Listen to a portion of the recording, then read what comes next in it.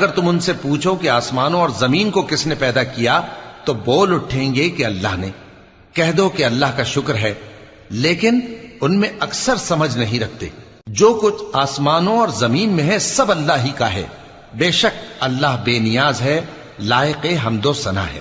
اور اگر یوں ہو کہ زمین میں جتنے درخت ہیں سب کے سب قلم ہو، اور سمندر کا تمام پانی سیاہی ہو، اور اس کے بعد 7 سمندر اور سیاہی ہو جائیں، تو اللہ کی باتیں یعنی اس کی صفتیں ختم نہ ہوں۔ بے شک اللہ غالب ہے، حکمت والا ہے۔ اللہ کو تمہارا پیدا کرنا اور جلا اٹھانا ایک شخص کے پیدا کرنے اور جلا اٹھانے کی طرح ہے۔ بے شک اللہ سننے والا ہے، دیکھنے والا ہے۔